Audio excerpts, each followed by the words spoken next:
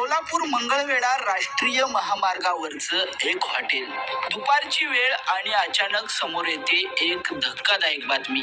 Social मीडियावर लाखो followers असलेली, कायम हसतमुख दिसणारी 25 वर्षीय रील स्टार रोहिणी पारांदे हिने हॉटेलच्या खोलीत गळफास घेत आत्महत्या केल्याचं समोर येतं. आणि इथूनच सुरू होतो प्रश्नांचा, संशयाचा आणि आरोपांचा थरारक खेळ. ब्रह्मपुरी गावातील रोहिणी पारांदे रील्सच्या माध्यमातून राज्यभर प्रसिद्ध झालेली एक तरुणी. लाखो फॉलोअर्स, नेहमी आनंदी दिसणारी.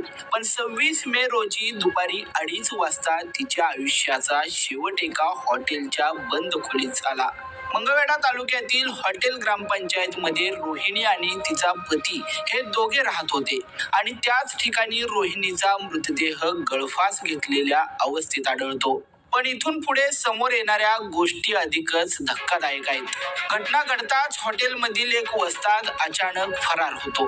मोबाईल बंद, कोणताही संपर्क नाही आणि तो थेट कर्नाटकचा असल्याची माहिती पोलिसांकडून दिली जाते. नेमका हा व्यक्ती कोण? घटना घडल्यानंतर तो अचानक गायब का झाला? आणि सर्वात महत्त्वाचं म्हणजे त्याचा या प्रकरणाशी काही संबंध आहे का? हे प्रश्न आता उपस्थित होऊ लागले आहेत.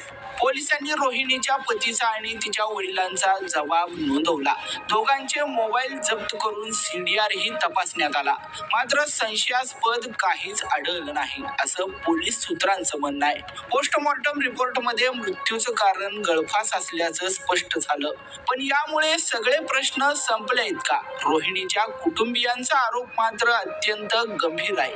रोहिणीचे आई, वडील, भाऊ आणि मामा गेल्या 4 दिवसांपासून मंगळवेढा पोलीस स्टेशनचे उंबरठे झिजवत आहेत. त्यांची एकच मागणी आहे, आमच्या मुलीला न्याय द्या. कुटुंबियांच्या म्हणण्यानुसार रोहिणीला तिच्या पतीकडून यापूर्वी देखील मारहाण होत होती. त्याचा व्हिडिओही त्यांच्या जवळ आहे आणि तो त्यांनी पोलिसांना दाखवल्याचाही दावा केला जातोय. तरी सुद्धा गुन्हा दाखल करण्यास पोलीस नकार देत असल्याचा गंभीर आरोप आता रोहिणीच्या कुटुंबियांनी केलाय. प्रश्न फक्त आता आत्महत्येचा नाहीये, प्रश्न आहे तपासाच्या दिशेचा. जर रोहिणीचे कुटुंबीय पुरावे दाखवत असतील तर मग गुन्हा दाखल का होत नाही? जर सर्व काही स्पष्ट असेल तर मग फरार झालेला वस्ताद अजूनही पोलिसांच्या ताब्यात का नाहीये? आणि जर रोहिणीचं आयुष्य खरोखरच मानसिक त्रासामुळे उद्ध्वस्त झाले असेल तर त्याला जबाबदार कोण?